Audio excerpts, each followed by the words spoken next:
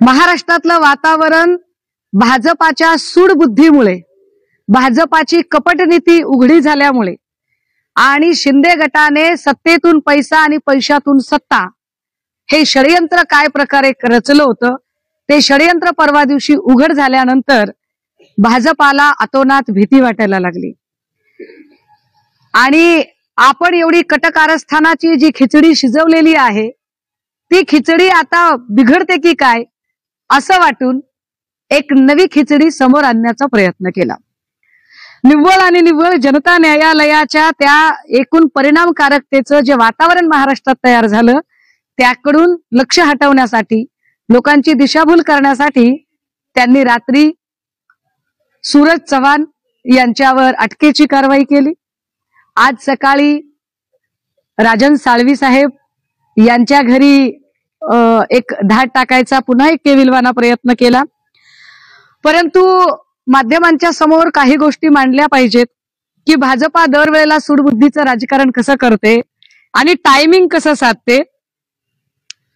महापालिकेमध्ये चाललेल्या गैरव्यवहाराच्या संदर्भाने आमचे नेते सन्माननीय आदित्यजी यांनी महापालिकेवर मोर्चा काढला, अनेक गोष्टी मांडल्या आणि ते वातावरण महाराष्ट्रात पोचतंय असं वाटायला लागलं की दुसऱ्या दिवशी एक मोठी घटना घडली, ते म्हणजे अजितदादा बाहेर पडले, बातम्या झाकोळल्या गेल्या।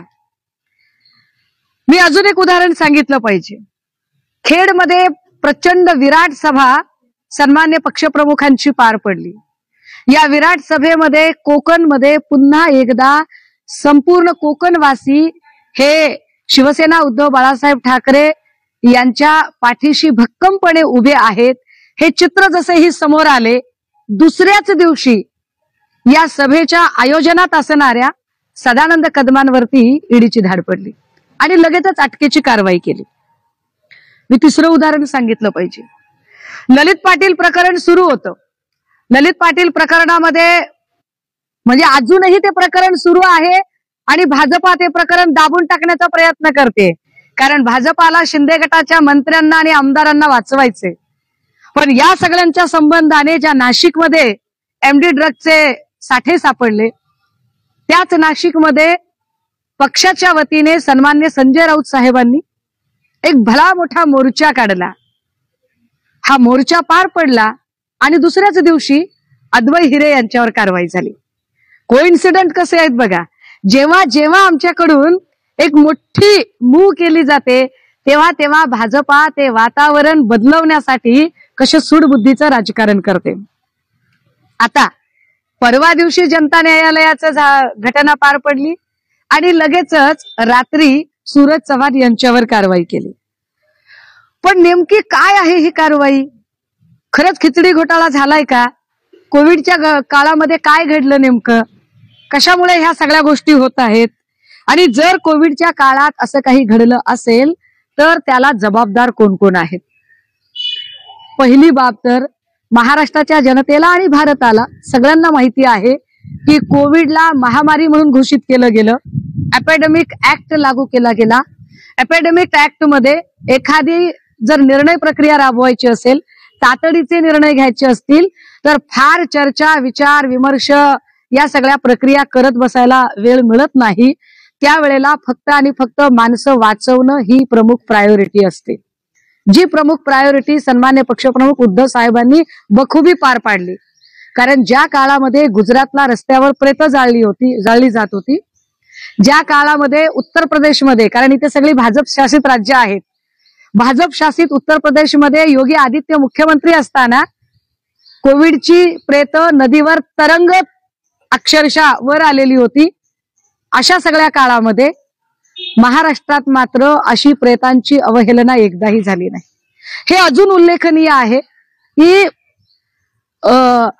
कोविडचा काळ नसताना सुद्धा, म्हणजे महाराष्ट्रात कोविडचा काळ चालू असतानाही जेवढे मृत्यू एका रात्रीत झाले नाही तेवढे मृत्यू आत्ता शिंदे साहेबांच्या राजवटीमध्ये, राजवट म्हणता येईल त्याला, त्या राजवटीमध्ये तानाजी सावंत आरोग्य मंत्री असताना, मुश्रीफ वैद्यकीय मंत्री असताना, कळवा असेल, नांदेड असेल, संभाजीनगरचा घाटी असेल, या रुग्णालयातून एका रात्रीत मृत्यू झाले. असो, त्यातही जायचं नाही मला. मग संजय माशेलकरांचं काय कराल? कारण टेंडर प्रक्रिया ज्यांना ज्यांना टेंडर मिळाले त्याच्यात संजय माशेलकर हे नाव कुठे आहे जरा तपासून बघावं. म्हणजे व्हिडिओ स्पेशालिस्ट किरीट सोमय्या जे गेलेली आबरू भरून काढण्याचा प्रयत्न करत आहेत. बूंद से गई सो हौद से नहीं आती है हे व्हिडिओ स्पेशालिस्टच्या लक्षात येत नाहीये. ते कुणीतरी एक मदारी त्यांना नाचवतो आणि ते नाचत राहतात. त्या मदाऱ्याची दोर ही मग देवेंद्रजींच्या हातात आहे का, की ते मग महाराष्ट्रातल्या अनेक माकडांना नाचवायला लागतात? संजय माशेलकरचं काय? दुसरं, कोविडच्या काळामध्ये महापालिका स्टँडिंग कमिटी, या स्टँडिंग कमिटीचे चेअरपर्सन यशवंत जाधव होते. आता यशवंत जाधव कुठे आहेत? यशवंत जाधव तुमच्या सोबत आहेत. काय यशवंत जाधवांची चौकशी करत नाही तुम्ही? विचारा त्यांना, त्यांच्या सह्या कुठे कुठे आहेत. त्यांना विचारलं गेलं की नाही? विचारावं की फक्त ते गद्दार गँग मध्ये गेलेत म्हणून भाजपाने पवित्र करून घेतलंय. बीएमसीचे त्या काळातले कमिशनर चहल अजूनही आहेत तिथे. चहलजींना विचारा कोविडच्या काळात काय झालं आणि काय नाही झालं ते, की चहलला बोलायचंच नाहीये कुणी. टेंडर कुणाकुणाला दिले? फार व्हिडिओ स्पेशालिस्ट फार त्वेषाने बोलत आहेत, कारण मदारेने नाचवायला सुरुवात केलेली आहे.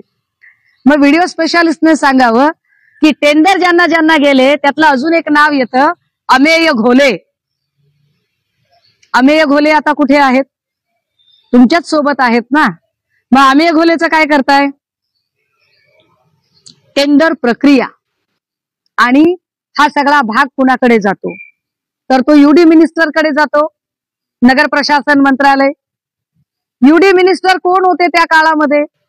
तर आताचे विद्यमान मुख्यमंत्री एकनाथ शिंदे साहेब होते.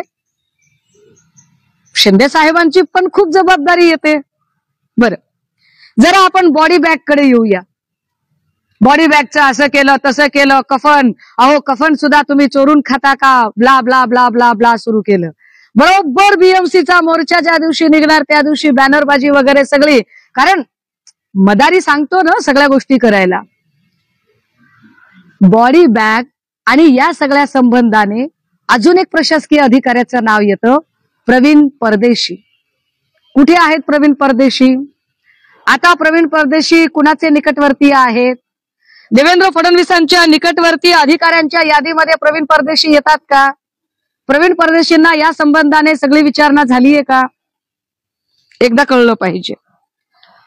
जेव्हा कोविडच्या काळात याचा घोटाळा झाला त्याचा घोटाळा झाला असं व्हिडिओ स्पेशालिस्ट म्हणतात. आणि व्हिडिओ स्पेशालिस्ट म्हणजे आता त्यांच्याबद्दल बोलूच नाही की किती सूडबुद्धीने कारवाई असते, कारण प्रसार माध्यमांचं स्वातंत्र्य सुद्धा हिरावून घेणारे व्हिडिओ स्पेशालिस्ट, स्वतःची बेआबरू होते म्हटल्यावर लोकशाही सारख्या चॅनलवरती कारवाई करणारे व्हिडिओ स्पेशालिस्ट, त्यांच्याकडून काय आपण सत्य आणि तार्किकतेची अपेक्षा करावी? पण तरीही जर फार तुम्हाला भ्रष्टाचार मुक्त भारत करायचा आहे, भ्रष्टाचार मुक्त महाराष्ट्र करायचा आहे, काँग्रेस मुक्त महाराष्ट्र आणि भारत करायचा आहे, तर आधी देवेंद्र फडणवीस साहेब किंवा व्हिडिओ स्पेशालिस्ट सोमय्याने लक्षात ठेवावं, आधी तुमची भाषणं ठाकरे मुक्त करून दाखवा. कारण तुमच्या भाषणाची सुरुवात आणि शेवट ठाकरे या नावाशिवाय होऊ शकत नाही. अजूनही सगळ्यात जास्त धाडी, सगळ्यात जास्त पोलीस कारवाया, कार्यकर्त्यांवरच्या खोट्या केसेस या फक्त शिवसेनेतल्या लोकांच्यावरच होतात. याचा अर्थ असा आहे की देवेंद्रजी तुम्ही कितीही तोडफोड केली तरी तुमच्या समोर महाराष्ट्रातलं सगळ्यात मोठं आव्हान आहे ते शिवसेना उद्धव बाळासाहेब ठाकरे. आणि हो, याच कॅमेऱ्यांच्या समोर अजून एक गोष्ट सांगितली पाहिजे. व्हिडिओ स्पेशालिस्ट किरीट सोमय्यांनी कदाचित मलाही बक्षलं नसतं, सोडलं नसतं, परंतु त्यांची अडचण अशी आहे की माझी पाटी कोरी आहे, त्यामुळे तुम्ही मला ईडी सीबीआयचे ससेमिरा लावू शकत नाही. पण म्हणून तुम्ही काही डॅमेज करणं सोडत नाही. मग तुम्ही माझ्या बाईपणावर हल्ले करण्यासाठी स्वस्त प्रसिद्धी कमावणाऱ्या काही बोलघेवड्या लोकांना आणता आणि तेही घाणेरडे प्रकार करता. पण भीक घालणार नाही मी तुम्हाला. मला या सगळ्यांच्या संबंधाने कोविडच्या काळातल्या घोटाळ्यांवरच जर बोलायचं असेल तर व्हिडिओ स्पेशालिस्टने अजून एक गोष्ट सांगावी, पीएम केअर फंडचं काय झालं. प्राईम मिनिस्टर केअर फंडच्या जाहिराती सगळ्या प्रसार माध्यमांमधून येत होत्या। या पीएम केअर फंड मध्ये ज्या सिने अभिनेत्याने महाराष्ट्र आणि मुंबई फिल्म इंडस्ट्रीमध्ये अरबो खरबो कमावले, त्या अक्षय कुमारने 35 कोटी रुपयाची देणगी दिली होती। उद्योजक टाटांनी देणगी दिली होती। भाजपच्या अनेक छोट्या मोठ्या नेत्यांनी, म्हणजे महाराष्ट्रात राहतात पण मुख्यमंत्री सहायता निधीला मदत देण्याच्या ऐवजी त्यांनी पीएम केअर फंडला निधी दिलेला होता। अनेक संस्थांनी पीएम केअर फंडला निधी दिला होता। हा पीएम केअर फंड कुठे गेला? या पीएम केअर फंड मधनं फक्त तुम्ही जुजबी काही व्हेंटिलेटर्स दाखवले होते, ते इतके निकृष्ट दर्जाचे होते की ते कुठे चालले पण नाही। पण त्या पीएम केअर फंडचा नेमका विनियोग काय झाला याची माहिती प्रशांत भूषण यांनी याचिका दाखल करत मागितली होती। प्रशांत भूषण यांनी जी याचिका दाखल करून पीएम केअर फंड काय आहे, किती जमले, किती खर्च झाले याची ज्या वेळेला मागणी केली त्यावेळेला जे उत्तर आलं ते धक्कादायक होतं। त्या उत्तरात असं सांगितलं गेलं की पीएम केअर फंड हा खाजगी आहे आणि खाजगीची माहिती देता येत नाही। मग माझा प्रश्न असा आहे व्हिडिओ स्पेशालिस्टला की दादा, नाही तुला दादा नाही म्हणू, माझा दादा असा काही कुठला व्हिडिओ आणू शकत नाही। व्हिडिओ स्पेशालिस्टने उत्तर दिली पाहिजेत आता की जर पीएम केअर फंड खाजगी आहे तर त्याला नाव प्राईम मिनिस्टर केअर फंड देईपर्यंत तुम्ही गप्प कसे बसलात?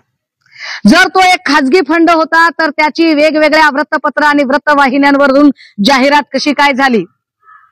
ज्याच्या कुणाच्या नावावर तो खाजगी फंड होता, एका अर्थाने पंतप्रधान पदाची गरिमा त्याने धुळीस मिळवली, पंतप्रधान पदावर प्रश्नचिन्ह निर्माण होत असतील तर हा पीएम केअर फंड ज्याच्या कुणाच्या खात्यात जमा झाला त्या खात्याच्या त्या संबंधित व्यक्तीवर कारवाई का नाही झाली? च्या नावाने असा एखादा केअर फंड खाजगी माणसाला गोळा करता येतो का? आणि यावर भाजपातला एकही माणूस का बोलत नाही? साधारणतः 2 महिन्यांपूर्वी Suresh Kute, Dnyanradha bank, Tirumala oil industries, Kute group of industry आणि अनेक उद्योग आहेत त्यांचे, त्या सुरेश कुटेवर बीड जिल्ह्यामध्ये धाड पडली। धाड पडल्यानंतर ज्ञानराधामधून काही लोकांनी ठेवी काढायचा प्रयत्न केला। आम्ही जेव्हा माहिती घेतली तेव्हा त्या माहितीमध्ये कुटे ग्रुपची एकूण ऍसेट 2400 कोटी रुपयाची आहे। 2400 कोटीमध्ये साधारणतः 1500 कोटींची कर्ज आहेत। ज्ञानराधा बँकेचे जवळपास 4 ते 4.5 लाख ठेवीदार आहेत। 4.5 लाख ठेवीदारांमधल्या 1300 ठेवीदारांनी स्वतः माझ्याकडे अर्ज केले। त्यातले 130 ठेवीदार हे 2 कोटीपेक्षा अधिक रकमांचे आहेत। या सगळ्यांची चौकशी चालू होती, पण त्याच कुटे ग्रुपच्या माणसाने फक्त 5व्या दिवशी, धाड पडल्यापासून 5व्या दिवशी चंद्रशेखर बावनकुळे यांच्याकडून कमलाबाईचा स्कार्फ गळ्यात घालून घेतला। जसाही भाजपमध्ये प्रवेश झाला कुटे ग्रुपची सगळी चौकशी बंद झाली।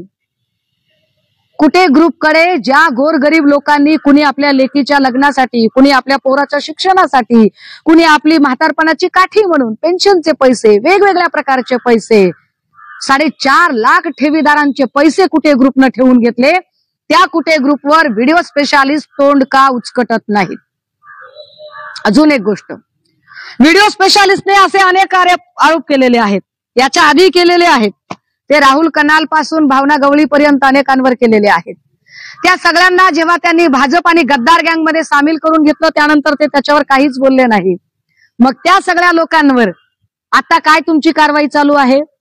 याच्यातल्या किती लोकांवरती ईडीने एफआयआर दाखल केली आहे? एफआयआर दाखल झालेल्या किती जणांची केस डिस्क्लोज झालेली आहे? किती जणांना केस डिस्क्लोज करून क्लीन चिट मिळालेली आहे?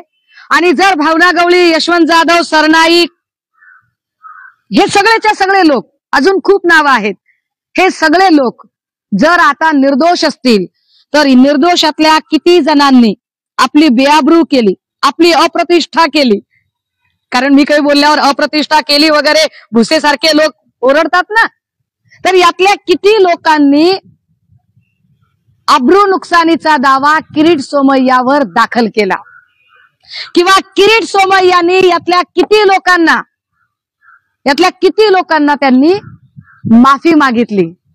एकदा लोकांना कळलं पाहिजे ना. एकतर ज्यांच्यावर आरोप झाले आणि ज्यांना भाजपमध्ये घेतलं आणि चौकशी थांबली त्यांनी तरी आबरू नुकसानीचा दावा किरीट सोमय्यावर करावा, किंवा किरीट सोमय्याने जाहीर माफी मागावी की आमचं चुकलं की 72 तास आधी आम्ही सन्माननीय अजितदादांवरती 70,000 कोटीच्या सिंचन घोटाळ्याचा आरोप केला आणि नुसता मदाऱ्याच्या सांगण्यावर व्हिडिओ स्पेशालिस्टने नाही केला, तर या देशाच्या पंतप्रधानांनी सुद्धा केला. याच महाराष्ट्रात येऊन केला. याच महाराष्ट्रात येऊन ज्या पंतप्रधानांनी 70,000 कोटीच्या सिंचन घोटाळ्याचा आरोप केला, तो आरोप 72 तासानंतर गायब कसा काय झाला? आणि जर दादा त्याच्यातनं निर्दोष असतील तर चांगली गोष्ट आहे. मग दादांनी व्हिडिओ स्पेशालिस्टवर आणि अगदी या देशाच्या पंतप्रधानांवर सुद्धा आबरू नुकसानीचा दावा का दाखल करू नये? किंवा या देशाच्या पंतप्रधानांनी, मोदींनी आणि किरीट सोमय्यांनी अजितदादांची जाहीर माफी मागितली पाहिजे आणि दादांनी पण म्हटलं पाहिजे की तुमच्यामुळे लोक मला विनाकारण 70,000 कोटीचा घोटाळा म्हणत आहेत. बाबा तुम्ही माझी माफी मागून टाका आणि विषय संपवा. जाहीरपणे सांगा की आमच्याकडून गैरसमजात झालं होतं. का ब्लॅकमेल करता? म्हणजे भाजपाची एक स्टाईल झाली आहे. तो कुठला पिक्चर होता तो, डर. त्या डर मधला शाहरुख खान तिला सांगतोय, तू अगर मेरी नहीं हो सकती तो किसी और की भी नहीं हो सकती. तसं भाजपाने प्रत्येक पक्षातल्या नेत्यांना एक डर, एक खौफ तयार केला है. अगर तुम हमारी पार्टी में नहीं आ सकते तो तुम भारत और महाराष्ट्र की राजनीति में नहीं रह सकते. हे भीतीचं, दहशतीचं राजकारण महाराष्ट्राची जनता ओळखून आहे. शेवटी एवढंच की तरी सुद्धा जर व्हिडिओ स्पेशालिस्टला वाटतंय, कारण काल व्हिडिओ स्पेशालिस्ट काहीतरी बोलत होते, संजय राऊत आणि मित्रमंडळ. संजय राऊत फार सत्याचे वाली आहेत. व्हिडिओ स्पेशालिस्ट जी, तुमच्यासारखे व्हिडिओ करण्यात त्यांनी वेळ वाया घालवला नाही आणि कुणावर मोकार आरोप करण्यातही वेळ घालवला नाही. व्हिडिओ स्पेशालिस्ट जी तुमच्या आरोपांना चोख उत्तर देत शिक्षा भोगून आल्यावर त्या माणसाने तुमच्यावर आबरू नुकसानीचा दावा टाकला, कारण ते खरे होते. कर नाही त्याला डर कसली. पण इतरांनी तुमच्यावर आबरू नुकसानीचे दावे टाकले नाही, कारण ते मिंधे होते, ते गद्दार होते, ते तुमच्या भीतीला बळी पडले होते. त्यामुळे आता या सगळ्या प्रश्नांची उत्तरं त्यांनी द्यावीत. आणि तरीही जर तुम्हाला वाटतंय की तुमच्याकडे विकासाभिमुख राजकारण आहे, लोकाभिमुख राजकारण आहे, तर माझी एवढीच विनंती असेल की एक निवडणूक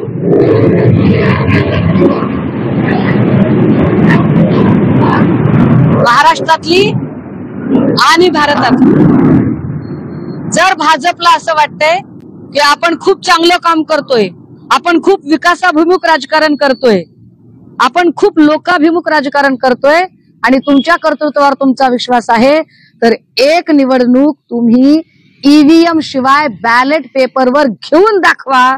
लोक तुम्हाला लायकी दाखवतील. थँक्यू.